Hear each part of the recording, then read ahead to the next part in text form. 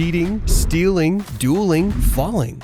Life as a macaque is basically Game of Thrones. To win, they must forge alliances, outwit enemy panthers, tigers, crocodiles, eagles, and pythons, and battle monsoon storms and snow. Some can live for 40 years, but most of them won't make it to 3 years old. Only the smartest survive. This is how they do it.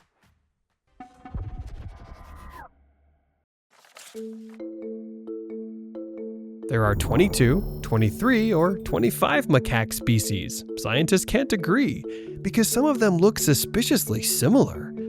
But the most famous are the long-tailed rhesus and Japanese macaques, and they all start off tiny. As a newborn macaque, you weigh about as much as a loaf of bread, or 3 bananas.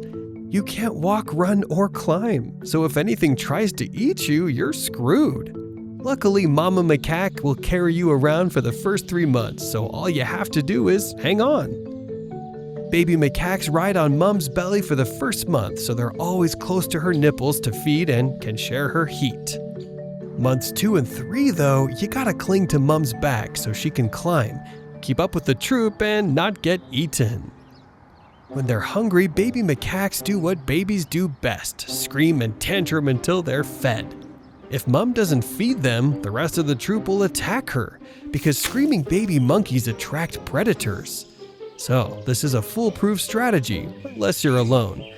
Then Mom might hit you, bite you, or drag you on the ground. Also, 40% of first-time Japanese macaque mothers decide to abandon their babies in the snow. So, it's probably best to pull a tantrum only when absolutely necessary. At 3 months old, it's time you learnt the hierarchy. Every monkey in the troop has a rank, and baby macaques keep the same rank as their mothers. So if Mom's top dog, everyone will dote over you, and you're twice as likely to survive. If not, bad luck. You need to learn who all the more important macaques are fast, and stay on their good side. Look a more important macaque in the eye, get in its way, or eat its food, and it will attack you. So, steer clear. Let them eat first and bow to them by crouching and showing them your bottom. You can improve your place on the ladder by teaming up with your sisters and mother to challenge and overthrow another family. But lose and you'll fall right down to the bottom. So, you need allies. There's where tip number 3 comes in. Macaques haven't invented hairbrushes yet, and they've got a lot of hair. So they spend an hour or 2 every day grooming. Taking turns grooming and being groomed is the main way these monkeys make friends. And it could save their life as well. In the forests of southern India, blood-sucking ticks lodged in macaques' fur spread a deadly virus called KFD, or Kiesonor forest disease. Like COVID, most macaques that get KFD stay healthy and don't show many symptoms, spreading the virus to other monkeys in their bites and bodily fluids. But for some unlucky monkeys, the virus brings a high fever, difficulty breathing, vomiting, and bleeding out of their noses and mouths. They're dead within a week, and hundreds of ticks then feed on their bodies and become infected, spreading the disease across the country where it's killing hundreds of people. Blood-sucking lice also specialize at infesting macaques, and one monkey can have over 500 lice eggs in its hair. Luckily though, these lice eggs are a tasty snack for grooming macaques. So they'll put in extra time to find and eat them. Yum!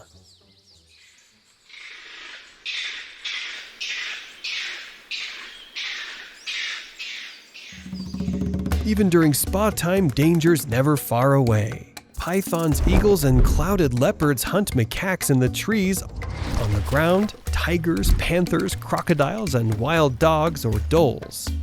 Within the troop, there are always monkeys watching out for these threats. But with so many different predators, a young monkey has to learn how to escape each of them. That's why tip number 4 is listen to the troop. When a macaque sees a predator, it lets the other monkeys know with an alarm call. And different predators have different alarm calls. So, knowing what each of them means will help prevent you from getting eaten. If you hear the tiger alarm, climb a tree. If you hear the python alarm, you need to gang up with the other macaques and mob it till it slithers off harmlessly. If you hear the eagle alarm, get down from the canopy. You get the idea. Wild dogs hunt by outrunning their prey, but they can also climb trees. So, if you hear the wild dog alarm, trip the macaque next to you, then leg it. And if you hear the crocodile alarm, take another look at that suspicious log to see if it's got eyes, because if it does, you're dead. In India, mugger crocodiles put sticks on their noses to camouflage themselves and lure in nest-building birds to swallow. They can also run at 15 kilometers per hour over land. So, just to be on the safe side, an extra long straw might come in handy when drinking. Another way to boost your odds against this lineup of hit hunters is to work with deer. Monkeys are messy eaters. So, often deer like the Indian chital will hang out beneath them to catch the food they've dropped. In return, the deer help listen and smell for predators with their finely tuned senses and alarm call, just like the monkeys. The deer get fed, the monkeys get extra lookouts. And what's more, predators like leopards and tigers are unlikely to hunt the monkeys when there are fat, juicy deer about. But on the Japanese island of Yakushima, macaques have taken this to the next level by riding sika deer around.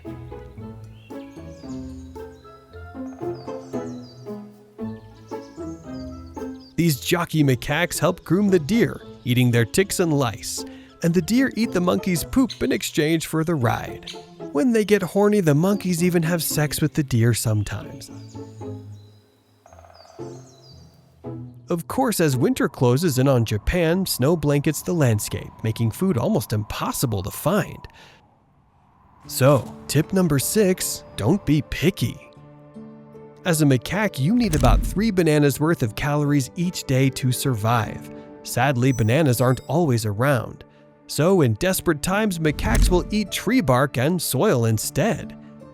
It doesn't taste great, but it gives them a survival superpower to get through the winter, soaking up poisonous chemicals from toxic plants, allowing them to eat deadly leaves, roots, and fruits that no other animals can touch. Between foraging trips, Japanese macaques return to bathe in volcanic hot springs to stop themselves from freezing. And practicing in pools like this, many of them have learned to swim, unlocking an even better trick to keep themselves fed: fishing. Groundwater-fed streams still flow in these mountains in midwinter, and in them swim brown trout. These canny macaques simply wade in and start turning over rocks to flush the fish out, then grab them or chase them down. In Indonesia, long-tailed macaques wade into the mangrove swamps to harvest oysters and water lilies. And in Thailand, they swim out into the ocean and dive to hunt for crabs. Any extra food they store in their cheek pouches like chipmunks to eat later. But the smartest monkeys hunt the easiest prey of all: human tourists. This is Uluwatu Temple in Bali, Indonesia. And here the macaques steal for their supper. First, they pick their mark. Next, they lure the tourist in by looking cute, posing for photos or sneak up from behind. And finally, they pounce, snatching sunglasses, mobile phones, shoes, or wallets before running up the nearest tree. To get the valuables back, the temple staff offer them food like eggs, fruit, and cakes. The more valuable the item, the bigger the food ransom the macaque will demand. And once it's happy, it simply drops the phone or flip-flop and runs off with its prize. Remember the monkeys' dear friends? They cheat them too. If there's not enough fruit to go around, macaques will make fake alarm calls to scare away the deer and other monkeys, so they can have the food all to themselves.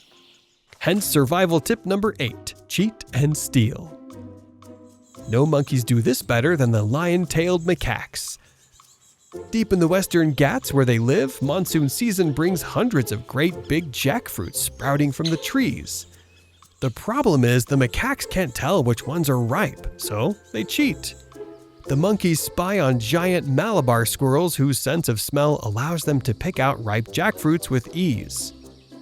Then, as soon as a squirrel starts eating a jackfruit, the macaque rushes in and slaps the squirrel away to claim the fruit all for itself, knocking it to the ground where it can eat in peace. Macaques even cheat in mating. Big male macaques at the top of the hierarchy jealously guard females from doing the nasty with less important males. Crossing one of these alphas could mean death for a less powerful male. So instead, they quietly gain the lady macaque's favor by giving them extra grooming sessions, then sneak away behind a tree or rock out of sight to do it. But there's one lesson that's more important than any other for macaques to learn. People are bastards. Because the biggest threat to these monkeys is us. Macaques are still hunted by the thousands for bushmeat, traditional medicine, and rituals. Their forest homes across Southeast Asia are being cut down twice as fast as the global average. And when they raid the farms we built over their forests, we shoot them for it. We pass on all sorts of deadly diseases to them like influenza, measles, and RSV. We chain them up and enslave them to pick our coconuts. And most shockingly of all, we lock up tens of thousands of them in laboratories each year to experiment on. The US alone imports 70,000 monkeys each year to study infectious diseases. And 2/3 of those are macaques. Long-tailed macaques are the world's most heavily traded primate species. So, life as a macaque is stressful, scary, and sometimes sad. Survival is a struggle. They've got more predators than you can shake a stick at, and millions of humans on top catching them to sell at $20,000 a piece. But whenever life gets them down, there's one thing they can always count on to cheer them up: having sex with deer. Thanks for watching. Please support the channel by subscribing, and we'll see you next time for more animal survival tips.